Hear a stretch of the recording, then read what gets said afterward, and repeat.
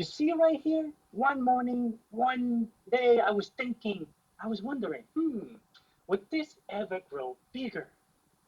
Well, fellow contest chair and fellow Toastmasters, if you're wondering what's happening next, well, you wish that you wouldn't wonder what happens. Because this little lump right here became a tennis ball the next day that I thought about this. So I went to the doctor. Little did I know that I was allergic to the antibiotics that he gave me. So on the night I was working, I was looking like this. Everything was swollen. And everybody was shocked.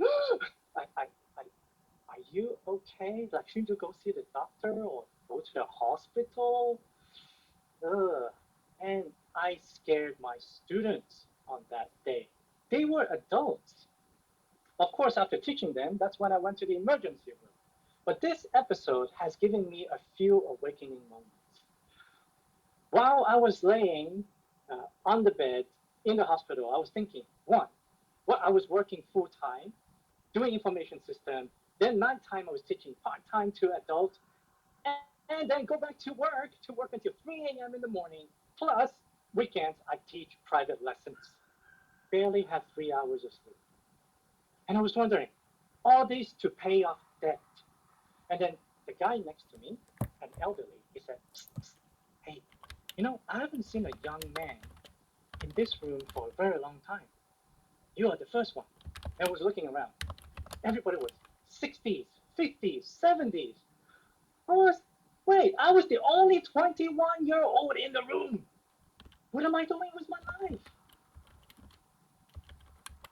Then the next day, the doctor came. He said, your little tennis ball right here, we need surgery. Pause. Wait a minute. Not only was I the only youngest man in the room, now I need surgery? In case you're wondering. Was it cancer? Thank God it was not. It was something they call an epidermal cyst. Basically, dirt under the skin that got swollen. But that was not the moment that really gave me an awakening moment. It's what happened after the surgery. Across from me, there was an empty bed. Then came a new patient. He was a father. He had colon cancer. This is what I remember from that day. All his family members were surrounding him. And all you can hear is the 10-year-old son crying, Dad, Dad, Dad, please don't leave.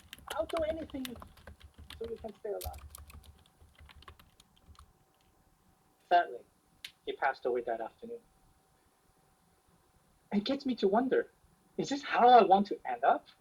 Being in a hospital, dying from cancer because I overworked myself? Then the next day I got discharged. I received a phone call. Hey, Mr. Fong, could you give my son more homework?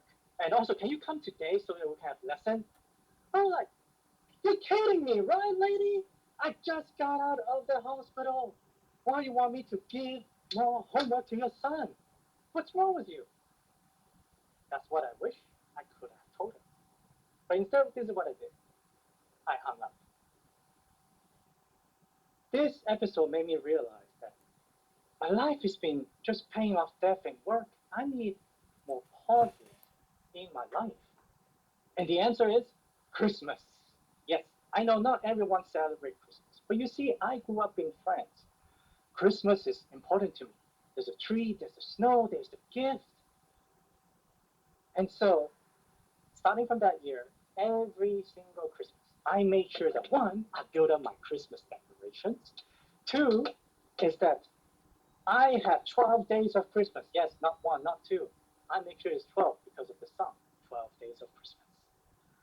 So for 20 years, I built up this winter wonderland that I have. And moving forward till now, I got married. And then I brought this Christmas winter wonderland tradition to my wife. You see right here, I've got this advent calendar. This is where I can put in little toys, little gifts that she likes, and then put in chocolates. So that way we can count down till Christmas, and then we can have a pause. But this year, 2022, it didn't feel Christmassy. I mean, I had the Christmas tree, I had the music on. I was not feeling recharged. I was stressed. I was bottled up. And now I am working one full-time job, but 7 days a week, marking till late until 3 a.m. And so I only have 3 hours of sleep again. It feels back like 20 years ago. Then my wife said this. How about this? Why don't we just sit down, pause, look at the Christmas tree, listen to Christmas music for just 10 minutes?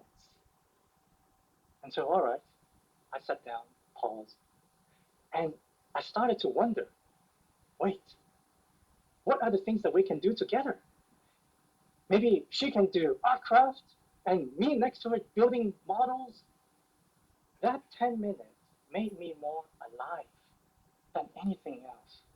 And this made me realize one thing, that we need more purposeful pause so that we can wonder things that makes us come alive. For me, it was winter wonderland, having spent time with my wife so that I can wonder what we can do together.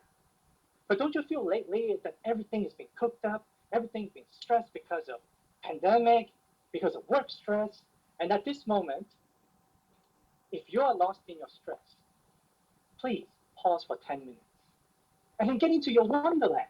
Whether it is Artcraft Wonderland, whether it is Gadget Wonderland, whether it is Shoe Wonderland, or maybe Toastmasters Wonderland, whatever it is, think about what makes you come alive. And then go do it. Isn't it true that when we're alive, that we can build better relationships? We can make our dreams come true. We can make our life worthwhile. So go press that pause button and then wonder,